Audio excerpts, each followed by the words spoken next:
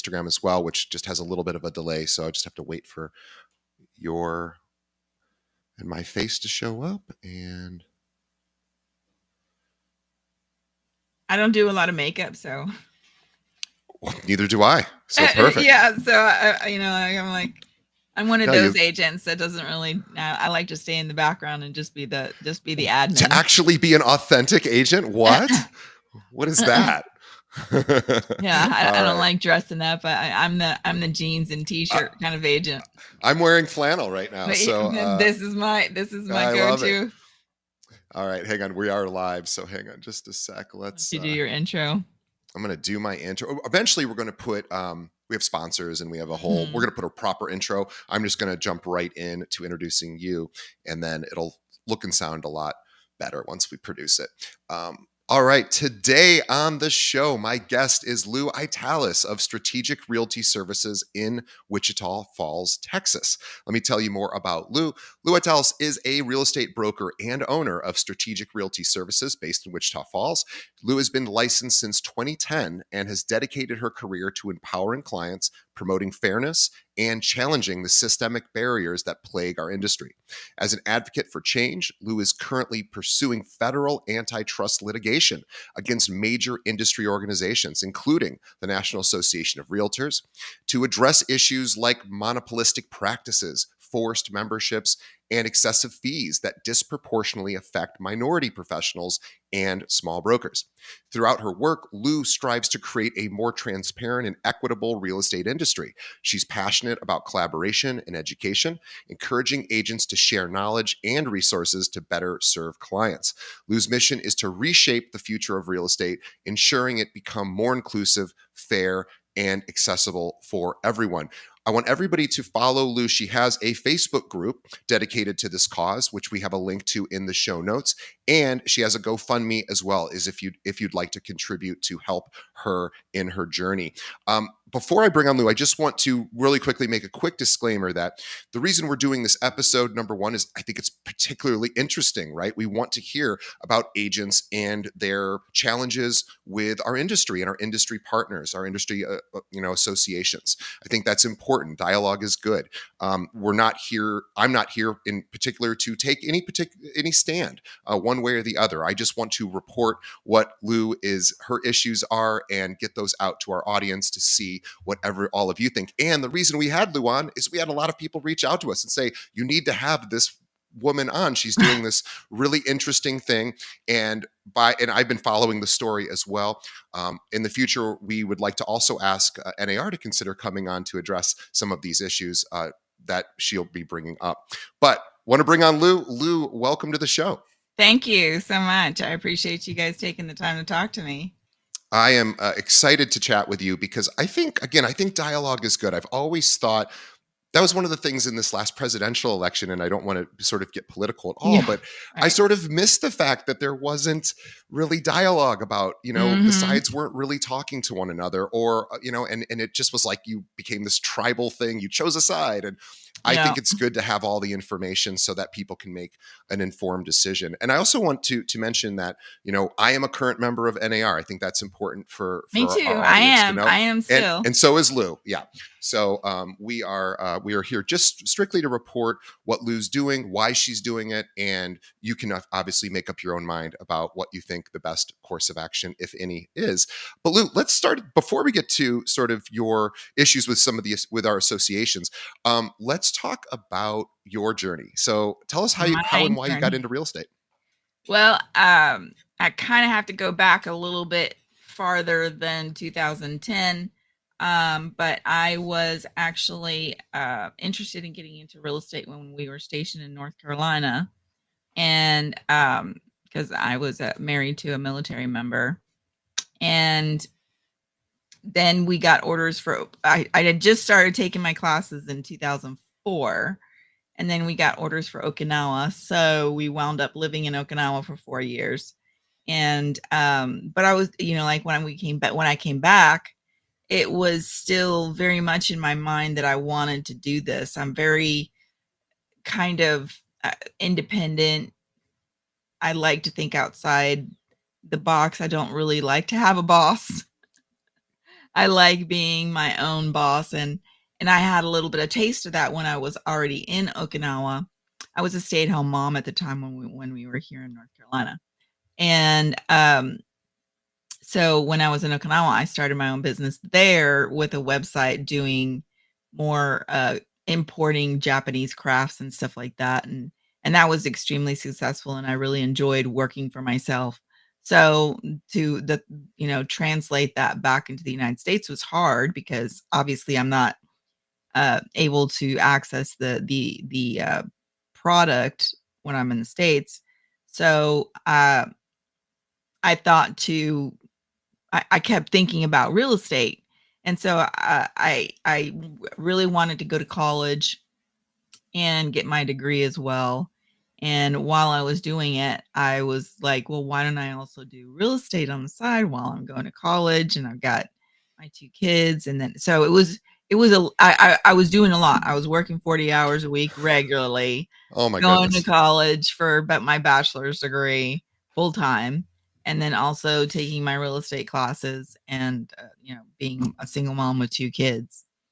Uh, I always love the expression, if you want something done, give it to a busy mother. Because they seem to kind of do incredible things, like all of the things you mentioned simultaneously. and time is of the essence, so I mean it was very easy for me to get. I actually got my degree in 2.5 years, and that was pretty amazing. My kids were great too. They were very supportive. They were a little bit older. My son was 14 and my daughter was almost 8 at the time, so I was able to have a little bit more freedom to do those things and still take care of them.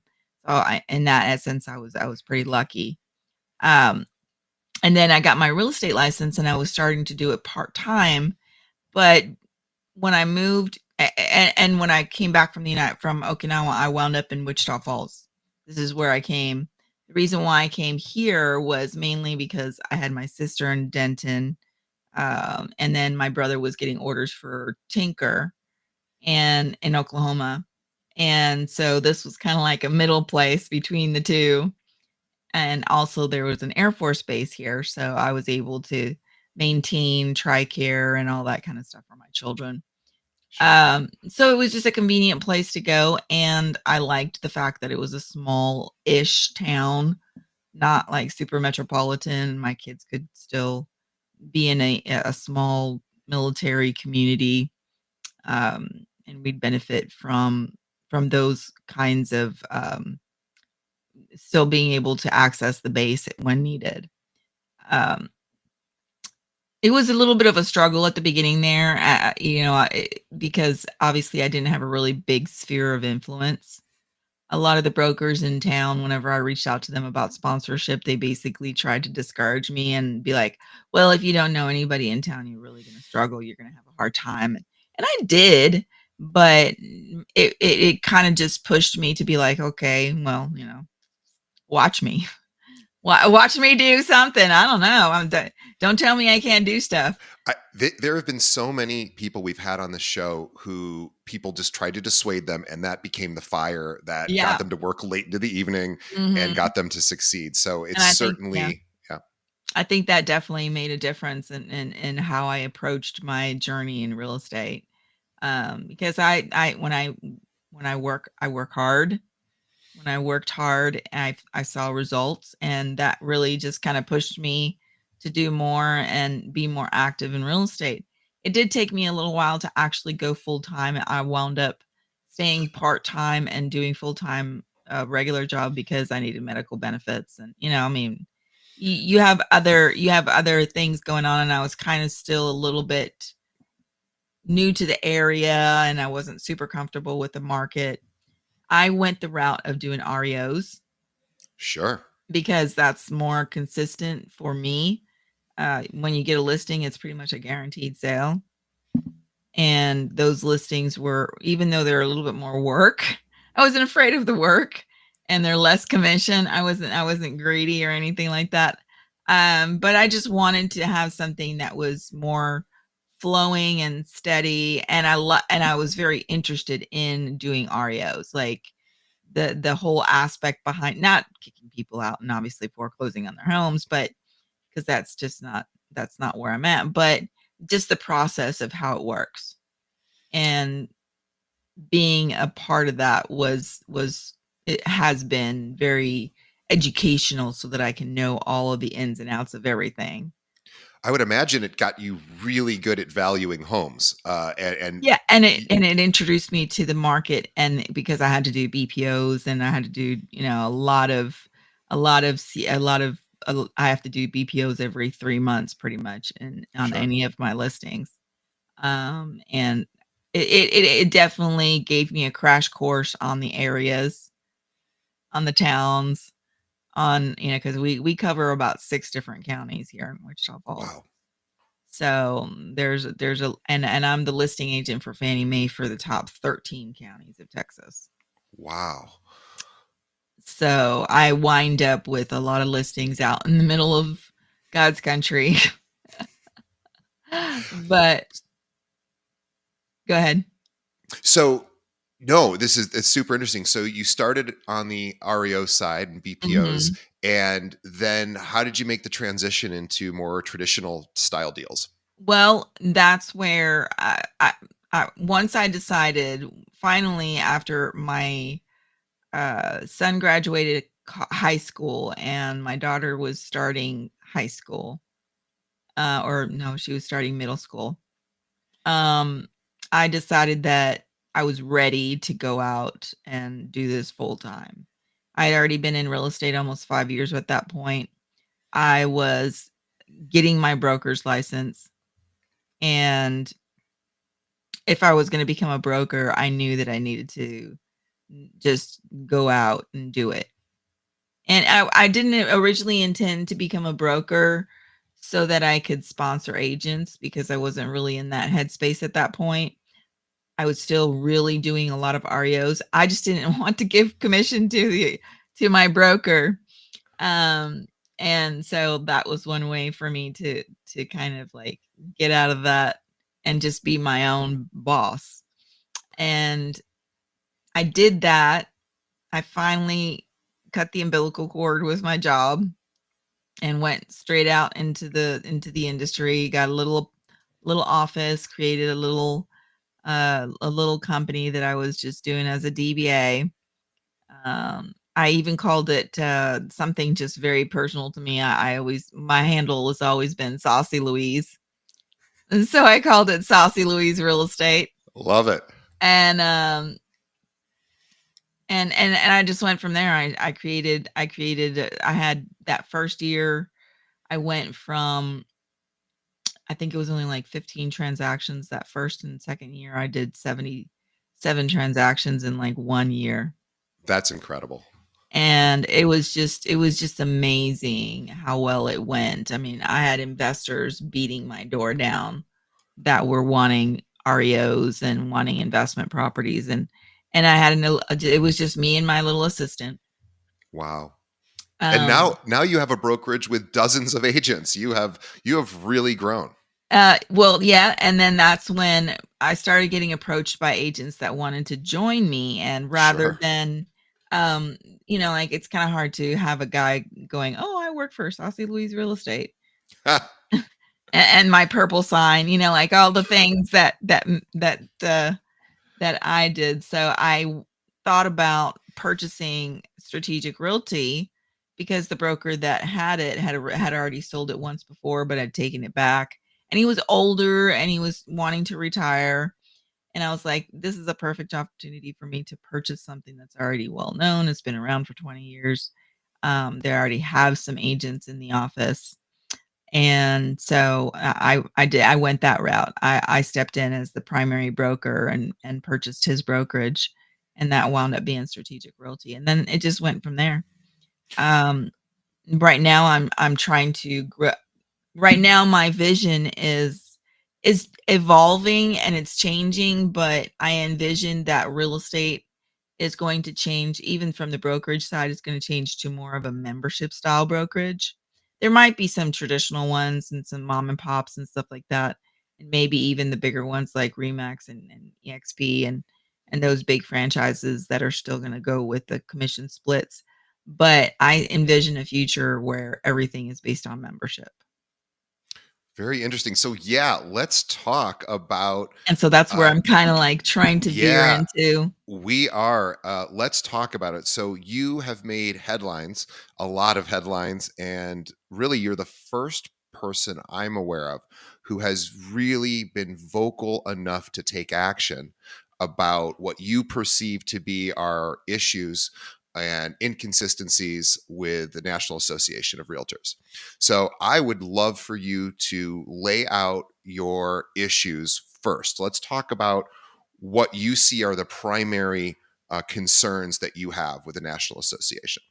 Well, it's kind of threefold. They like this three-tier system, and I have 3 problems that I think, like, everything goes in threes, right? Um, Primarily, I think that they've lost their mission statement.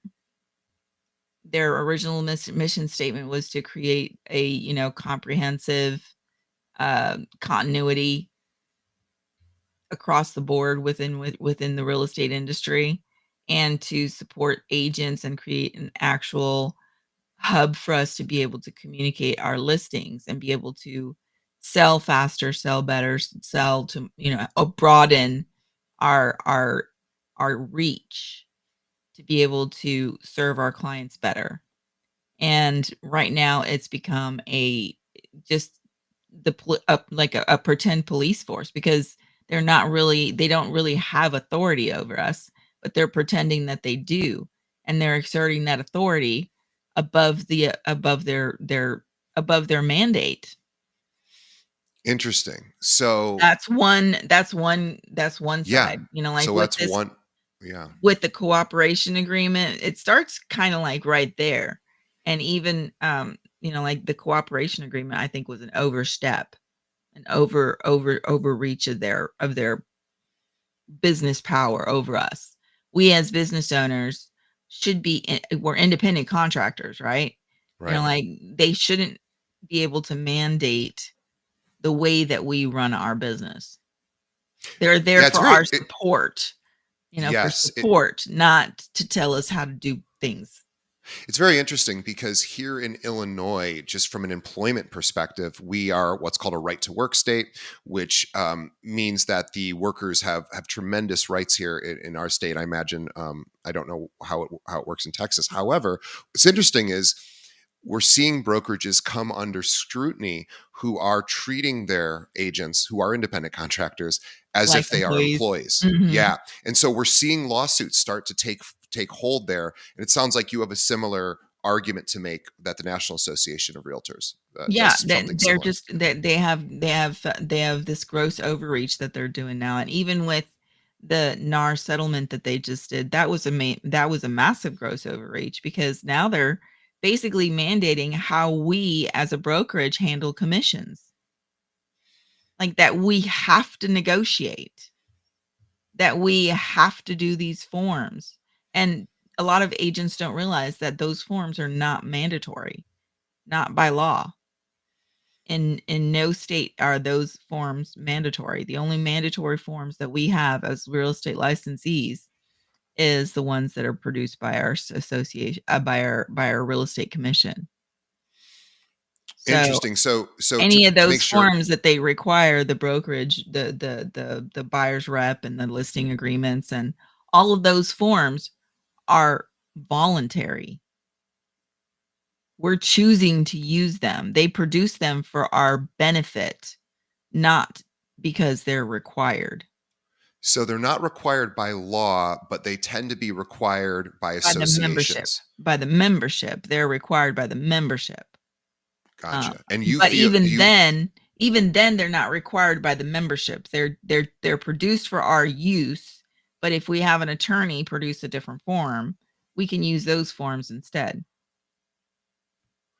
Interesting. So, do you feel that, in a way, members are maybe held hostage isn't the right word, but held to the whims of the associations when, even though it's not maybe uh, a legal issue, it's more Mhm. of a membership issue. Right. And so they mandated, or they settled with court and said that we're going to make all of our members have their buyers sign this buyer's rep agreement, and we're not going to allow them to put their commission into MLS. Um, so, and if they sign this membership agreement, now they're forcing the brokerages to negotiate their commission, and they shouldn't be touching the commission. It should not be their business how the commission is done. Gotcha. So the Because commission I should agreement, be able to set that I have a fee, period. sure. Like my fee is 6%. And if you don't like that, then there's other agencies that you can go to. You know what I mean? Like, I'm not saying that that's what I do, but Sure. I should be able to do that. And by them saying that we're going to make them sign this buyer's rep and we're going to make commission negotiable, even though it's always been up to us to negotiate it, not for them to tell us that we have to negotiate it. Got See it. what I'm saying? Absolutely. Yeah. It, That's an interesting it's point. always been negotiable. Anything is negotiable. Anything in the contract has always been negotiable. However, for them to actually tell us that we have to negotiate and that we can't put it somewhere where it's clear and concise to the other agents what the commission has been negotiated for them is also kind of like a conflict of telling us how to do our business. Yeah. So I see your perspective is that we the system wasn't broke enough to need a fix. Yeah, Is that yeah. that was and by them settling, they also created precedent. They created case law. They created, like what I'm seeing right now in the industry, as far as like the way that agents are treating this whole thing, is that now they feel like they have permission to discriminate. Can you explain that? Tell me more about that. Well, because the whole reason why we got into the lawsuit in the first place was because sellers felt like they were being forced to pay a buyer's commission, or they were like told that they might not sell their property as fast if they didn't Mhm. pay. And so now with this lawsuit settlement, now the agents in town are calling all of the listings that they're about to show, like they haven't even showed it yet, and finding out how much the commission is. And then they go to their client and say, this, and this house do not offer buyer's commission. Do you want to go see them? And they're saying no. Right. Of course, like they don't want to go see those houses. So now basically those houses that are not offering commission are being discriminated against. And Gotcha. we can Yeah. legally do that now. Right. And I want to also touch on your perspective of the commission agreement sort of impacting minority or socioeconomically challenged groups. And That okay, so yeah, and that's another thing too, is that it creates a situation where somebody that can't afford to come to the table with even $3,000, and so we get creative as agents to make sure that we get them grants, and we get them down payment assistance, and we get them closing costs from the seller. We might increase the sales price a little bit to accommodate for some things too. um, those people are now being told that, well, I mean, we've always told them that the commission is XYZ, but now they're facing an additional $5,000-6,000 potentially to pay a broker to help them find a home. And these are people I that have never found, never bought a house before. So it's yeah. discouraging a lot of first time home buyers, is what I'm thinking. It's making it definitely it's a different It's a it's a different. bigger it's a bigger challenge, right? Because Mhm. now people have to have cash on hand, which not everyone Or does. or they're not actually using agents. Well, that's the other thing, right? Yeah. So Mhm. are you seeing that a lot in your area where you're seeing a lot more transactions that bypass at least one side of it's bypassing an agent? I Yes. imagine.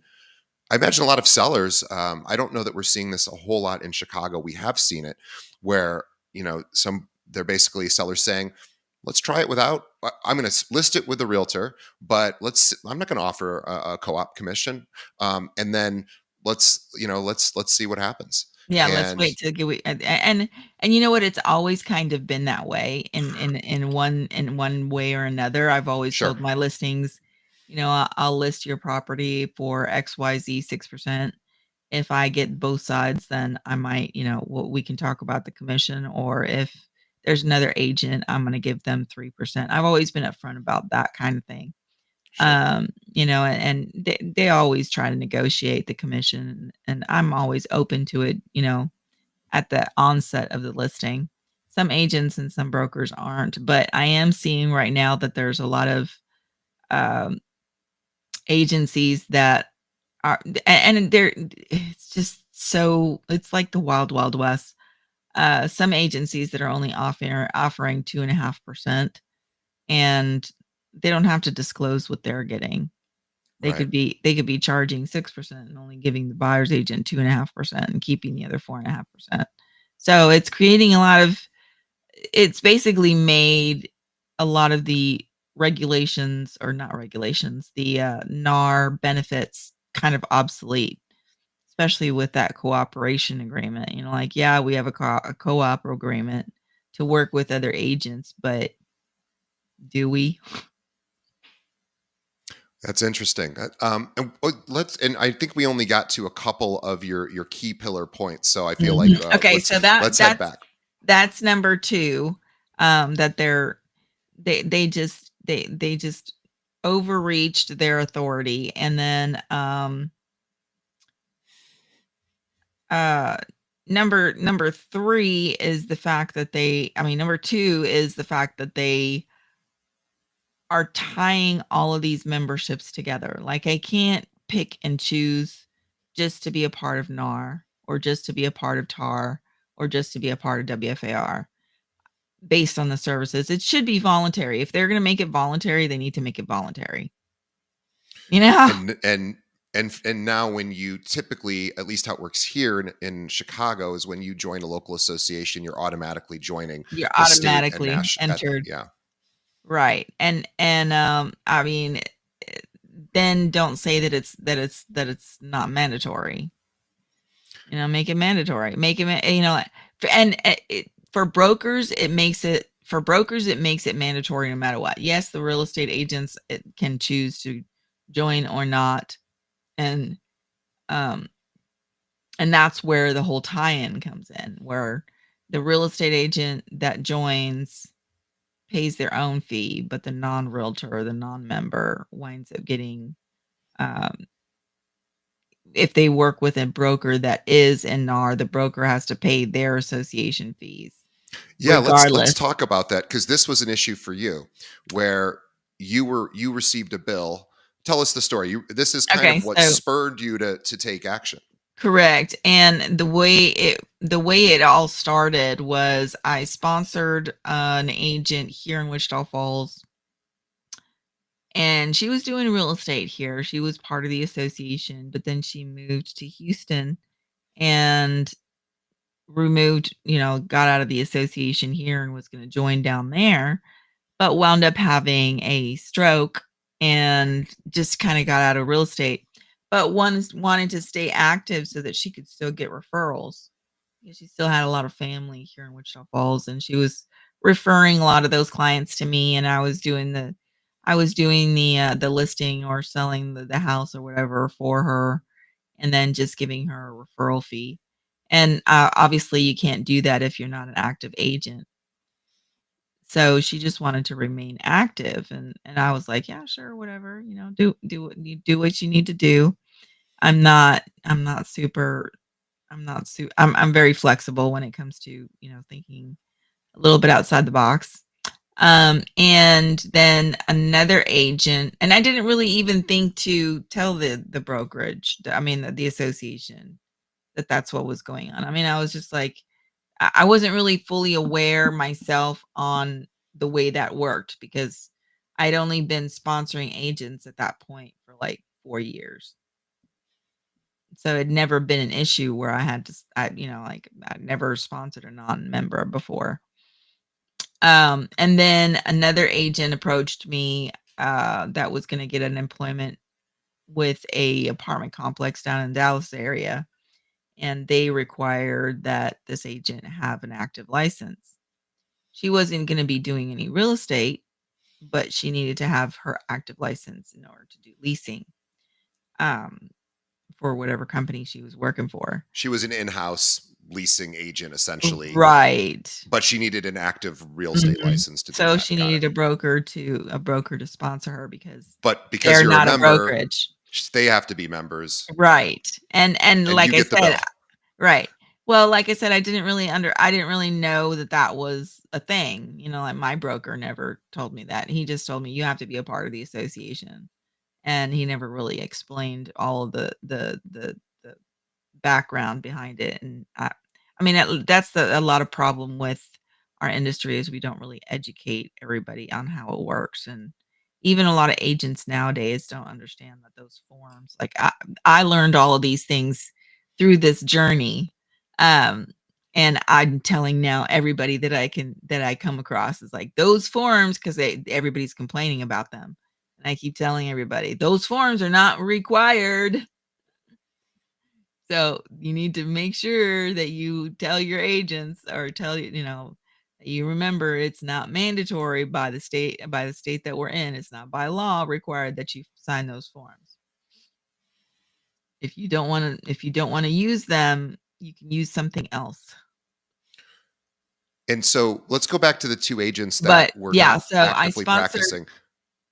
I kept them in my roster, and I got an email from my association saying that TAR had notified them of 2 non-members that So hadn't the signed up. state, and TAR is the state association for Texas Texas, correct? Okay, Association of got it. Realtors, yeah, had notified them that I had 2 non-members, which to me is also, like, what the hell?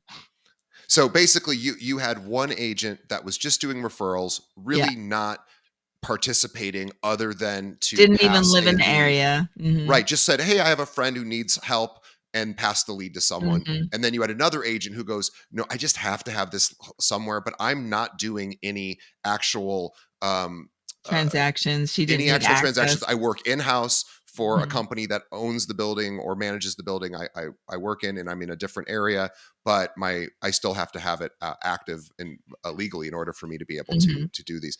mhm. And so the state says, "Hey, we noticed these two people aren't members of your local association." The local comes back to you and says, "What?" And basically says that they need them to come in and fill out an application and fill and pay all these fees, um, or I need to unsponsor them. So I need to fire them, or I need to make them pay. Right. And I was, like for me, I was like, what like, what gives you the authority to do something like that? To tell me how to run my business and who I can hire and fire, or sponsor or not sponsor. But that was my initial reaction to it. And then they were like, and then so it went from there. It we they explained that it's in the bylaws and all this stuff, and showed me where it was in the bylaws. And it was just so confusing because it's really not in the bylaws, like as clearly as concise as they made it sound. Like it says that, yes, it does say that the broker is responsible for every sales, to pay for the association annual dues for every salesperson in the firm. Now that's about as clear as it gets, and to me that leaves a lot for interpretation. Like, are you talking about the firm within the jurisdiction of the bylaws, which is only 6 counties? So then the ones in Houston and Fort Worth wouldn't apply. And if jurisdiction doesn't matter, then why wouldn't Oklahoma also fall under the same thing? Because they're with my firm. I have a brokerage license over there, and they're all under strategic realty. So that's still under the umbrella of the firm. Do I have to pay for them to be a part of our association? Like there's a lot of ambiguity in our bylaws as it's written. And um and then it's not clear what the punitive damages are. Like, it says that I'm supposed to notify them of any non-members, but it doesn't say if I don't report them, what happens. And so they get to choose how they punish me for not reporting these members. I'm like, but so they just and rather than having a conversation or trying to work with us as members, they just go straight to punishment. Like, it was very punitive the way that they treated the whole situation. And it lacked any outside thinking, like, I told them what happened. I explained to them what the situation was back in May, and I asked him to go to the board and see if they would either do a waiver or have some sort of exception to this situation. And in August, the last day of August, I got an email with an invoice from the board saying that they voted and that I needed to pay for both, that they weren't going to give me a waiver, and that I needed to pay for both of those agents going back to the date of sponsorship. And it wound up being like $3,500 for the annual dues, the MLS dues, the MLS fees, the Century Lock fees, the application fees, the membership startup fees. Like, everything was included from kit and caboodle, even though they never applied. They never participated. They never accessed any of the benefits of the services. Like, it was just totally backwards. Like, and then to boot, they threatened that to take me out, to terminate my membership, which was coercive and almost like this racketeering kind of, feeling. When it just it upset me to the point where I almost just said, well, fuck it, sue me, kind of thing. But then I, I thought about it, and I didn't want to. Basically, it would have shut me down. Right. You I would have didn't have any affected alternative. you would It have would have affected all your other effectively. agents. Right, Yeah. because that's where the tie-in comes in. They make Right. it So to you where you the felt strong-armed. broker.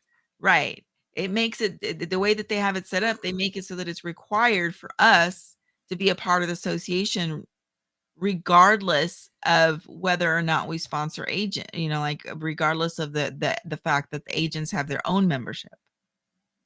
So it ties us all into this big, huge lump. I have to get a membership here at WFAR if I have agents that want access to MLS here. I have to be a part of the association in Denton if any of the agents that I sponsor want MLS access down in Denton. I have to be a part of every single one of these little associations, regardless of whether I'm in the area. Um, but obviously Wichita Falls is going to be my primary. Right. So it So ties me to all of these little agents.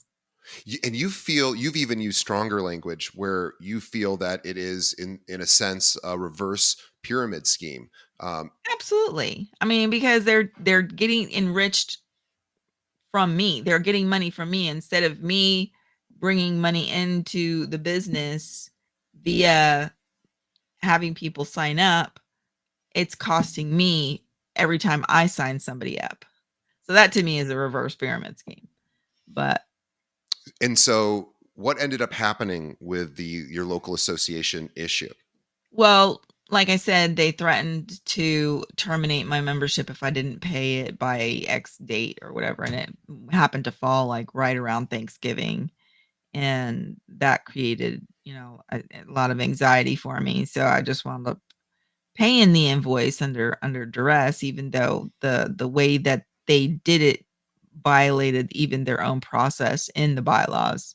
Like, they didn't. I disputed the invoice, and it didn't change the clock. Like, in the bylaws, it states that on, I think this is pretty much on everyone, that if you don't pay an invoice by the third month, like, they hadn't even invoiced me at the beginning. Like, the whole time between May, when they notified me of these non-members, they didn't send me an invoice at that point. Hmm. So it's not like there was any financial obligations that I was pending at that point even. We were just having a discussion about the membership themselves, the members themselves. They didn't invoice me until the end of August. And at that point, they invoiced me for everything rather than just for the annual dues. And they claimed that because it was too late, that I'd already violated their blah blah blah blah blah. Like I'm like, if there was an option to only pay the annual dues, why didn't you send me that invoice and then wait until I declined to pay that invoice before escalating it further? You just went straight to escalation. And then they took it to the board before they even gave me the invoice to dispute. Like, they made all of these decisions about penalties and fines and stuff before I even got there. So to me it felt very, very punitive, very, very unfair. Like, it was just the wrong way that they It was treated it. basically you felt that it was a shut up and pay us scenario. Right. It was just a very coercive, money grabbing opportunity for them, and they went all out. And so with all of the issues you're sort of bringing to the table. Actually, before we get to sort of Well, let your, me let me finish yeah, go ahead. that portion of it. So basically, by then, I had actually already unsponsored these 2 agents because now I'm afraid that they're gonna continue to charge me this stuff, and I'm not gonna pay that. So basically, I had to fire them. Um, and now, going forward, I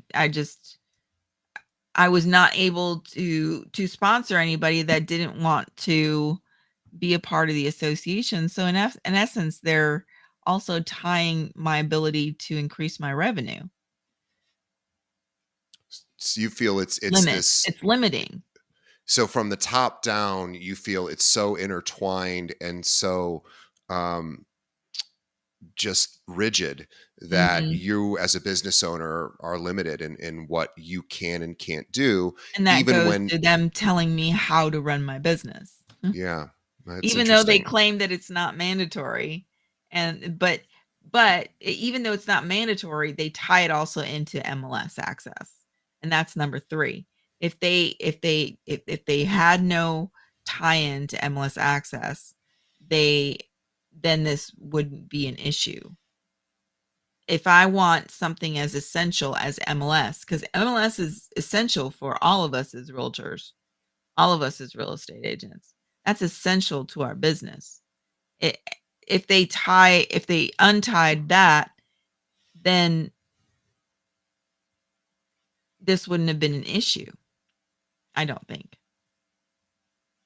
Yeah, Let so me you'd love rethink that one real quick. Let me rethink that one real quick because, I do think that MLS is it MLS has its benefits, obviously, but having it at just a local level is very uninclusive. sure, So it people forces. outside that area would have a hard Right, time. right. But however, if we want access to it, them tying it into the memberships is also, bad for us as it's also an overreach, I think, in the business sense of free trade and antitrust laws and whatnot. And so you feel that the problem starts all the way at the top, top being NAR as the sort of Mhm. The supreme parent. Mhm. parent company, or the parent association. And tell us what you're doing right now. How are you? What would you rather? What would you like to see done? And let's start there. What would you like to see changed? Well, and this goes back to I've been doing a lot of research on the lawsuits that have occurred in the country over the years. And back in the 80s, there was a pretty big lawsuit that changed the way that NAR treated MLS because back at the beginning, NAR did have control over MLS and they got sued in the 1980s. And so they said that they won't have any for monopolistic and antitrust laws and stuff like that. And I think it was in California where they got sued.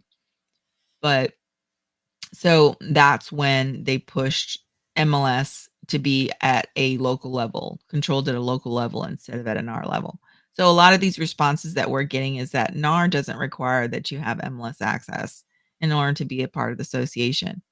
Um, because technically they don't. But when they tie themselves into the local association, then by default they're requiring it because the Right. So you local feel that that's like association. a sneaky way Oh yeah. to get what they want Right. They without said, "We but okay, so we won't have control over it, the local associations." Every time that they have a lawsuit, and if you go back and you look at all of these lawsuits that they've had over the years, instead of changing the way they parent or the primary directive is at their level, they push it down to the local level. Everything. Like MLS, the dues and fees that are set by the local association, the everything that they've been sued for has been pushed back. Even the now new one, they've pushed it down to where it's now at a level where the MLS, which is controlled by the local board, controls how MLS deals with the commission.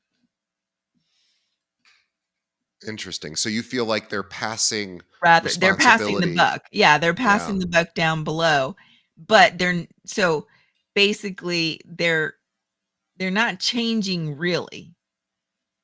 They're just not requiring it anymore.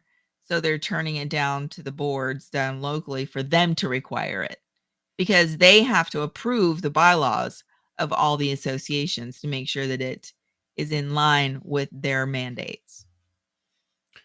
Yeah, it's interesting. I felt that that was an, I found that to be confusing when NAR came out and said, "Well, you don't have to be a member." But to my knowledge, the vast majority of local and state associations are members. Mhm. So, there isn't another option really. Right. I- So, why not just say, yeah, you actually, I mean, why not be transparent, I guess, about that? Right, and they're all about transparency, right? So, do you think that this is just a systemic issue that it needs to be the NAR needs to be overhauled? Do you think they should be just erased altogether? What Okay. are your thoughts? Well, I mean, you could do either one. Either one is going to be beneficial for the industry. The only reason why I still think that I want to give NAR a chance to do the right thing is because they do have the reach. A lot of agents, the reason why they don't come forward or they don't speak out is because they are afraid to rock the status of the status quo. They're afraid to change those things that they like about it, or they're afraid to lose access to MLS, which Sure. is the primary reason why we go with a lot of these associations in the first place. Yep. Um, excuse me. Um, so or they're like we change our every time we change the way things do business, they have to rethink their own strategies as far as how they gain customers. And like change is not very easy for anybody, especially the older generation of realtors that have been doing this since the beginning of time and are might be a little bit more technologically inclined, I mean challenged. um there's a lot of fear that that they don't want to change. So if NAR made the changes on their end, it would be easier for the industry than getting rid of them altogether and starting from scratch. Mhm. You know what I mean? Because Sure. how fast would that be? It would take so much longer for everybody to veer from the thinking that NAR is good. So the amount of control that NAR has right now would be beneficial for the membership because they could change everything if tomorrow, like that.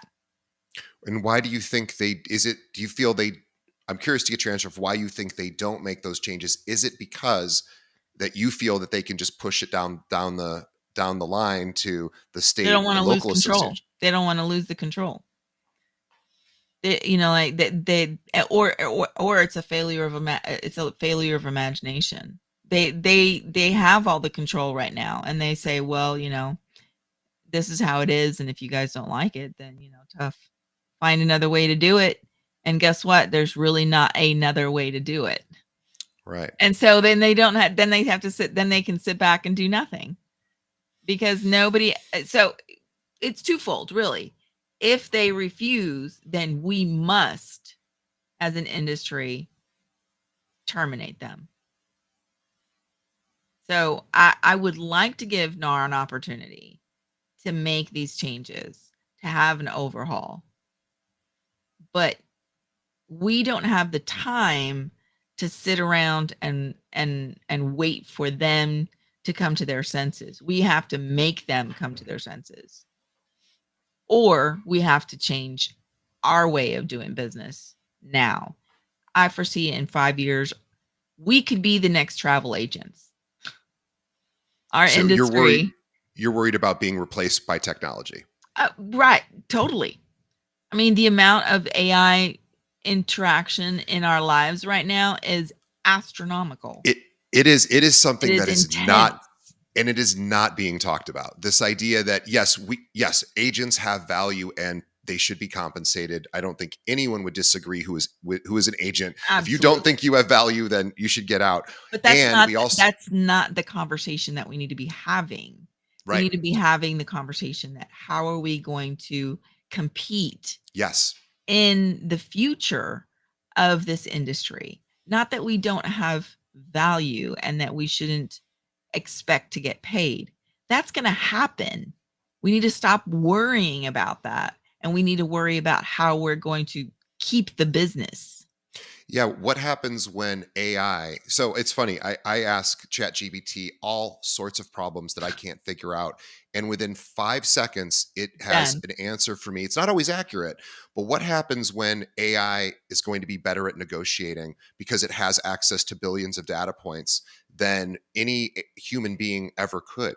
How critical? And again, that's not the only value an agent provides. Obviously, we know Mhm. that, Mhm. but there's going to be a lot of people that are going to rely upon and even check their agents recommendations, and we are human, we're Against prone, ChatGPT. Yep. of course, and that is going to create a challenge to keep the perception of value Mhm.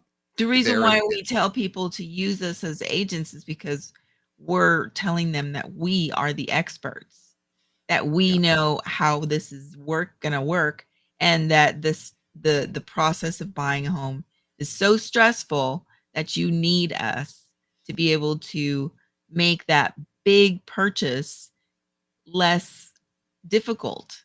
And if they can go on to ChatGPT and just type in, "How do I buy a house?" and it tells them everything that they need to know, even gives them all the forms, gives them all of the data that they need, then what do they need us for? If we Yeah. don't make ourselves indispensable to the industry, then we're going to be dispensed. And how do you think we can make ourselves indispensable? We need to create better processes, better ways of doing the business that we do. I mean, right now, everything is like the Wild West out there. There's so many different products, there's so many different CRMs, there's so many different um, like Brokerment and Zip Forms and Dot Loop and all this other stuff. I'm not saying that we need to create a monolithic program, but we need to bring something together to where, like, my vision, if NAR had any vision, they would have created a platform with realtor.com as the consumer side and then a platform for the agent side of that.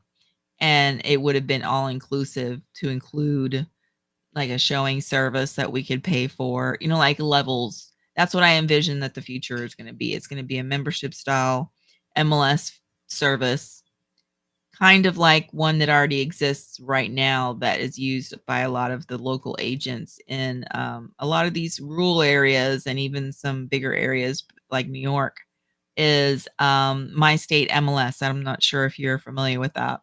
Hmm. Um, but if you log into their platform and you pay their $45 a month, you have access to all the state forms pretty much for every state in the country because it's national.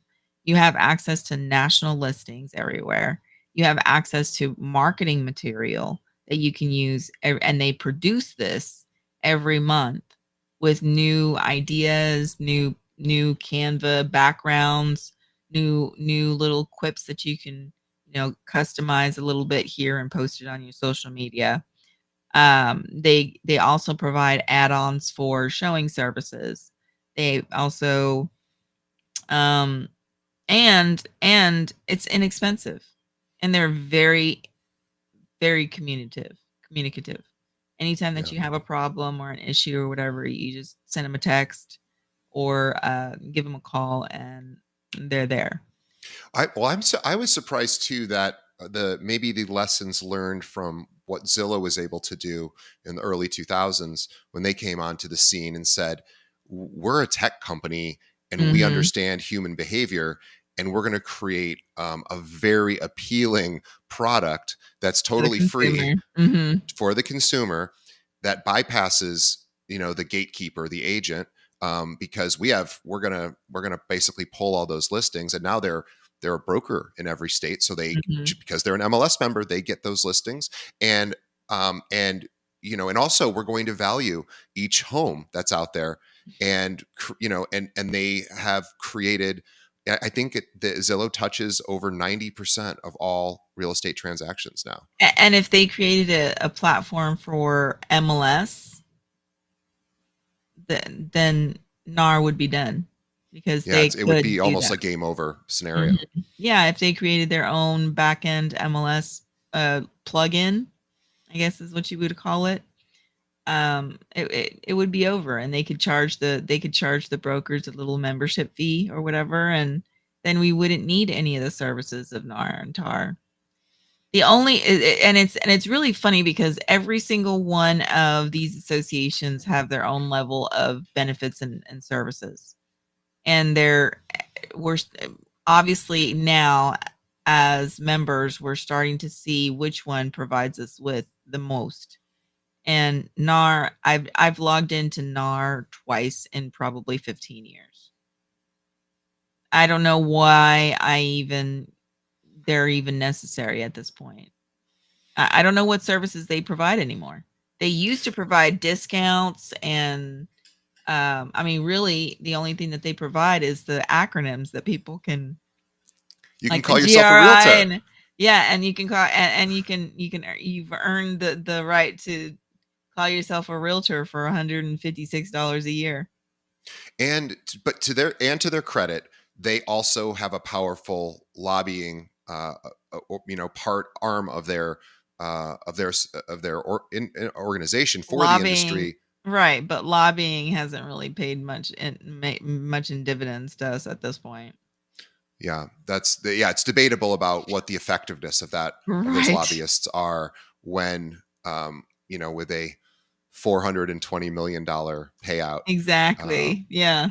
as a member, how did you feel about? Obviously, you felt that their reaction to losing the lawsuit was a bit of an overreach, in decoupling the commissions and making it a little bit more challenging for agents, in your opinion, to have those conversations, and maybe more challenging for first-time home buyers All in the different particular. forms that they added to our repertoire is more cumbersome and confusing. It makes it very confusing for these agents, especially the older ones. I mean, the younger ones are going to get used to it because it's all that they're going to know. But the change that it created for the older ones is getting to be a really big burden for a lot of brokers because And they're it having to.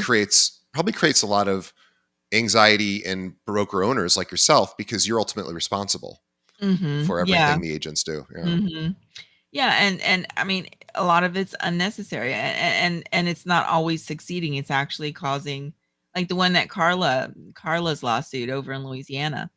She had an experience where one of her agents lost a $15,000 commission because one of her buyers went and saw a property that was being shown as a open house, and when they went to the open house, the listing agent had them sign a buyer's rep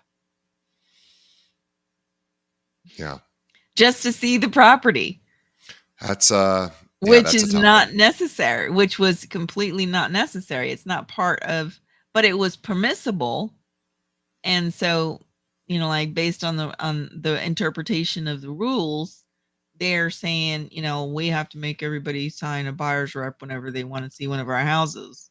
And that's not a requirement.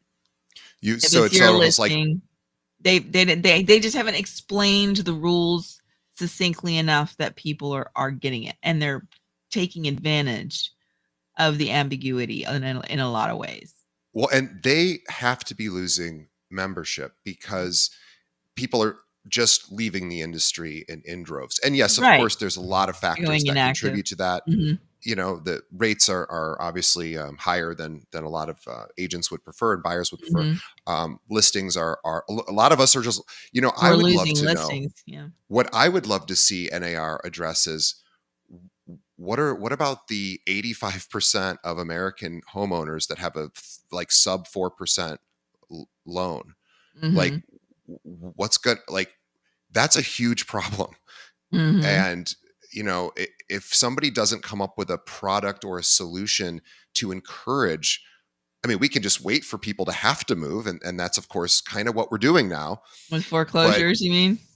well, no, I just mean, life events, people Oh, have to right, right, move right. or they decide to move. But boy, again, I'm not blaming NAR for this. I'm just hoping that they could say, we've got a real problem here. There's a huge bottleneck that we're going to see in the next few years for listings if Mhm. we don't sort of figure out a motivation for a borrower to take a much higher rate. And I don't know what that solution is, but we sort of all just go, well, it is kind of what it is, and that's true. It is what it is, It and is what it that's where is, we yeah. are. But someone needs to be working on a solution to this because so many people are hamstrung. So many owners Mhm. are hamstrung going, well, I don't want to double my payment to live in the same type of property or stuff the same value if I sell and repurchase. Again, Because your interest I rate's gonna be, like, twice as what you're, paying in the past. yeah, Yeah. yeah. I And well, and the again, only solution to that is gonna be to for the interest rates to go down. They need to go yeah, back down to something that's a little bit more comprehensive, and I think that I'm hoping that with the new administration and, that a lot of the issues, a lot of the overblown prices is going to kind of level out, and we're going to be able to get back to 4%. I mean, I don't think that we'll ever get back to 2%, but something a little bit more accommodating and a little bit more reasonable. Even if it yeah. goes down to only 4% would be great for the consumer. Well, Lou, you have laid out your grievances with the associations at all levels. I think it's been a really Well, interesting okay. conversation. So let me just add in there the second invoice that they sent me, which is the one that actually put me over the edge and had me going into the lawsuits, is really the one that we haven't talked about. But um, just very quickly on that one was the second agent that um, he was already an agent before, and he just wanted to reactivate his license so that he could do some stuff part time. And he's down in Fort Worth, and I'm a part of the association down there in Denton. And I told him, like, I'm a part of this association. So once I sponsor you, just go over there and fill out their application. However, I never heard from him again. And this was like right at COVID timeframe. So Sure. I was extremely busy, and he never spoke to me again. He never was part of any of our meetings. He never asked for access to the platform. I gave him access, but he never to like my back end platform, but he never finished the onboarding process or whatever. And I never heard from him again. And I just totally forgot about it. Well, I get the same thing. I get an email from them stating that there's a non-member reported, but with this email, they automatically sent me an invoice immediately for the $1,700, which was all the fees.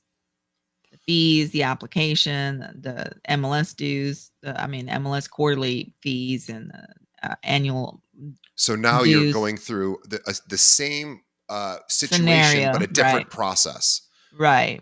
And so now you're like, well, there's not even consistency within the process here. Right. So they sent me an invoice right off the bat, and I disputed at that point, and I called up the director, and he's like, "Well, you've done this before, so that's why we went. Like you've already been warned." Ah, So I was like, "Well, I'm not paying it." And guess what? Now, and this was right after the settlement, so I was already aggrieved by because of that, and I was like, "You know what? I'm just gonna take you guys to small claims because this is bull crap." Um, I don't know if you can swear on your thing, but oh yeah, it's I fine. got the okay. I suffer from a little bit of the cursey words, um, friendship or addiction. Um, I try to keep myself clean because I'm doing all these podcasts, but sometimes it's a better way to communicate. But anyway, so I went to small claims and filed there and had them served. And that was back in August of last year. Now, in November, I get an email from the board, from him saying that the board voted on the invoice that had been sent, even though I disputed it or whatever. I never really had much of a chance to actually talk to anybody at the board about it. I that they voted that it was valid and that if I didn't pay, I got the letter on the 22nd of November, and then I had to pay by November 5th. December 5th. No, November 5th. I mean Even November though you got it, 27th. Sorry, I got the invoice by November 22nd, on November and you had 22nd. a 5-day window to pay. And right. And I had a 5-day window to pay this invoice of $1,700, and that just like, um I contacted a couple of lawyers in the area, and nobody really wants to get involved in it. Nobody, like lawyers aren't exactly kind of like us where we just kind of want stuff done now, and time is of the essence. And you know, I've got an emergency here. They're about to kick me out. They're about to like affect my business right at Thanksgiving again, 1 year later. And at this point I'm just done. So I had spoken to a couple of agents, I mean, not an agents, a couple of attorneys, and they had mentioned when I went to the class action, they immediately hired an attorney. So, I mean, when somebody else, the other party hires an attorney, especially in small claims, I don't know why they hired an attorney in small claims. It's stupid. But and it's obviously our dues that are going to be paying for it. Um, when they did that, I went and I talked to a couple of attorneys in town, and none of them wanted to deal with it because they felt like they do a lot of business with local realtors in town, and um, they didn't want to lose their own business by defending me in this case. And so I went outside the area a little bit, and most of the attorneys that I spoke to said that it probably should have been filed in federal court and not in small claims, because if I was going to charge them with anti-violations or violations of the Sherman Act and the Antitrust Act, that was more of a federal issue. Small claims would have only been able to handle anything that I paid. So that the invoice that I had paid already was valid, but the one that I hadn't paid, I had to take to federal court. So I went ahead, and because of that email, I went ahead and put together a complaint based on like I went and I looked at all the other complaints that had already been filed by then, because already the Michigan one, the class action at Michigan had been filed. There was one in California and there was one in Pennsylvania that had been filed. And I kind of hodgepodged mine to have the same language and issues as theirs, including the invoice of the $1,700, not the $3,500 one, because that one was going to be dealt with in small claims, but the $1,700 one. was the one that I included in the federal, and I asked for an injunctive relief to keep them from just terminating my membership. That was the important part, because small claims couldn't give me like a restraining order or anything like that. And that's one of the reasons why, that was the primary reason why I filed it in the first place, was because I was I was at I was in danger of losing my business right before Christmas. And I just couldn't take it anymore. I was like, "No, you guys are totally you went one step too far." And the sad part about it is that these are for the board is made up of my fellow agents. Right.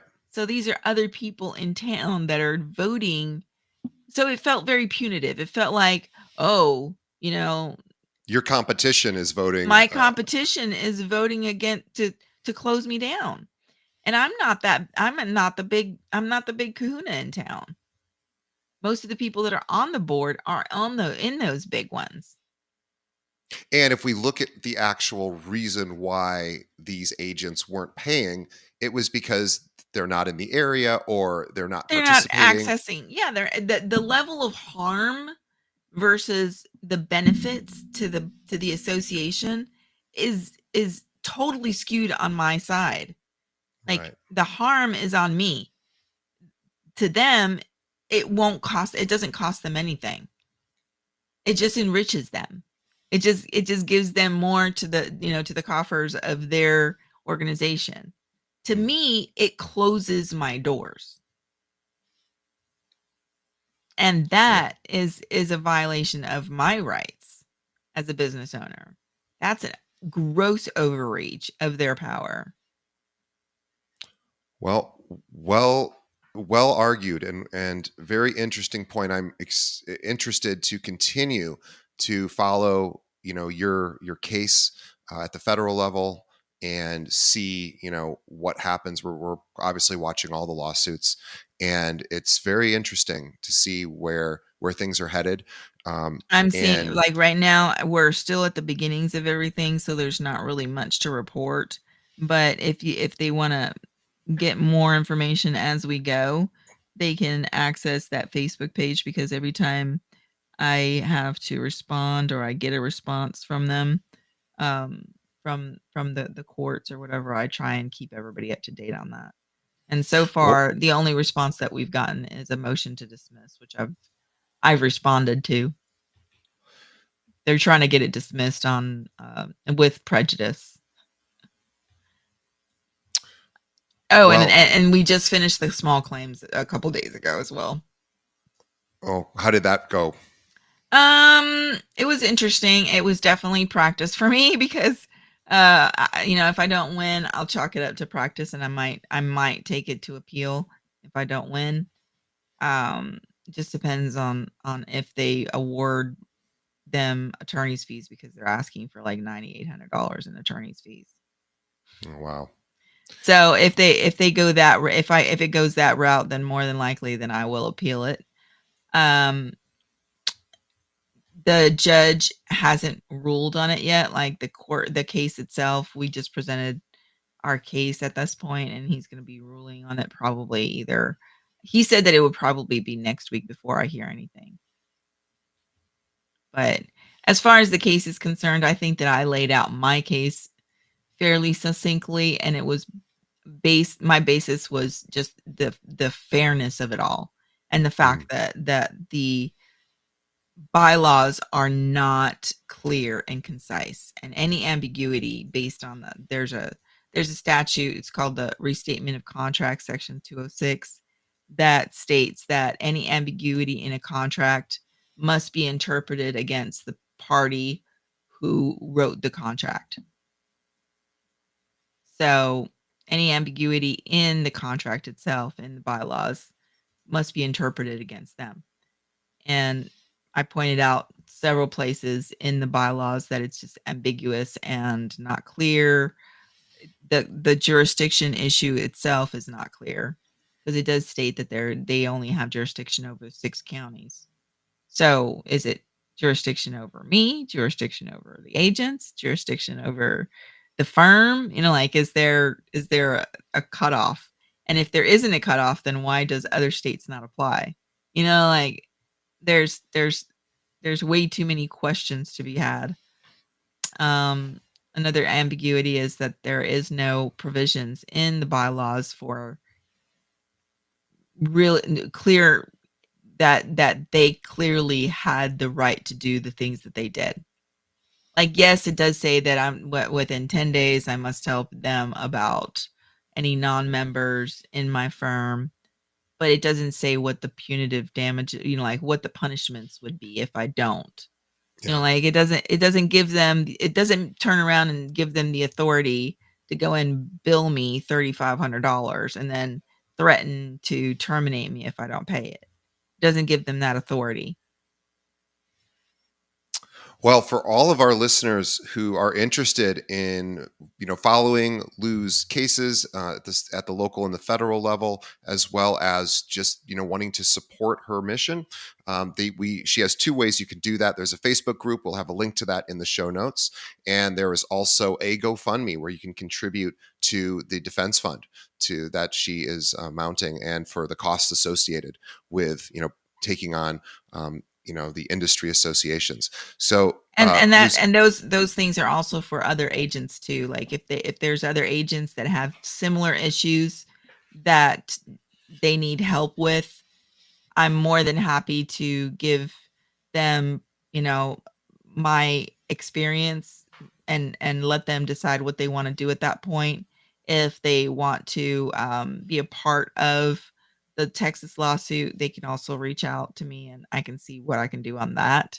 If they want to start their own lawsuit, that would be also, a good place for them to go to get some information about how to go about it. And also anything that's raised in that GoFundMe, if it's above and beyond what I might need, which I'm sure right now, I'm hoping that it is, so that I can also help other people and other lawsuits that are already out there fund their attorneys and get the assistance that they need in order to be successful. As Lou, ultimately, we want the change. We need the change in this industry. Otherwise, we are going to be the next travel agents. well, We're going the way of the dodo bird, y'all.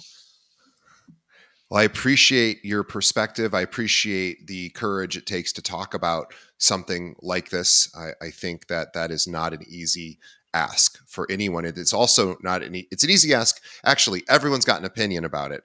But Mhm. for somebody to take action and to be publicly taking action while running a business that is seemingly in conflict with, with some of the issues that you're addressing is a tremendous. I'm finding that there is a lot of people that are out there that support the efforts that I'm doing and are like you. They applaud the efforts, or they understand the courage that it takes.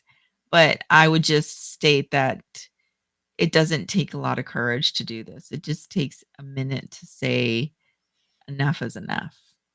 I mean, I don't feel like I'm a trendsetter or anything like that. I feel like I'm just that fed up with it. And we need to not be afraid to speak up, because otherwise we can't complain. We can't complain about the way things go. That's a good point. And it's easy to complain, and it's not as easy to sort of request change from the people that can make those changes. And so And you know ultimately, I also feel like if NAR and all of these associations really intend to be supportive of our mission, our businesses, they will make the change. The way that they react to all of these lawsuits is going to be very indicative of how much they are actually working for us. I feel like, if they don't, I'm not saying settle. I'm not saying, make us go away and give us money. I'm saying the change, because most of us don't want to settle. Most of right, us you want to are keep gonna, running your business. yeah, we want to. see the change. We want to Right. be run our businesses better. So I don't see that this is going to go away just by throwing money at it. So they're gonna have to make that hard choice. Are they gonna be supportive of what we're telling them that we need, or are they gonna just make it go away and Well, continue with their bad acts? perfectly summed up. And for all of those that want to continue to support Lou in her efforts, the Facebook group and the GoFundMe are in our show notes. And also, we encourage. I would love to have a conversation also with someone at NAR to sort of talk about what changes they're working on to maybe address some of these concerns. We will be hopefully coming with a future episode with someone, a representative there, that can give us a little bit more insight into Yeah, what I their would love roadmap looks to like. I would love to hear what their ideas are, and I'm more than happy to collaborate with anybody at NAR if they want more ideas on how they can improve our industry because we're the boots on the ground. We're the ones that actually do the work. We're the ones that are actually down in the trenches and we know what we're facing on a daily basis. And we can tell them very distinctly what we need in order to improve the industry. And they need to start listening to us. Otherwise, we're gonna get rid of them. Well, I really appreciate, Lou, you coming on. We talked we had a great long conversation. I appreciate your willingness to share with my audience your perspective, and also I know we have tens of thousands of listeners. So for those of you that want to continue or want to support Lou, we have those links in the show notes, I and appreciate also you. yeah, and we, on behalf of our audience, we thank you for your time. Also, on behalf of Lou and myself, we thank the audience for sticking around to the end. We appreciate you as listeners or viewers. Please, as always, the best way that you can help us continue to grow is by telling another realtor about this podcast. Everyone's got an opinion about the changes that have been happening. This might be an episode to share with them to get their thoughts, because perhaps they would have thoughts that were either consistent or not with Lou, but at least they know this conversation is happening. And I think conversation, as I said at the beginning, is always good. It always can lead to improvements. So whatever improvements, if any, need to be made, they need to happen through dialogue. So I appreciate you, Lou, sharing your perspective. I'm very excited to hopefully bring someone from NAR on to talk about their perspective and just continue to provide the audience with information they can make up their own minds. So we appreciate you. Thank you so much for coming on. And on behalf of all of us, we thank our guest Lou, and we thank you, the audience, for continuing to support us. And we will see everybody on the next episode. Thanks, Lou.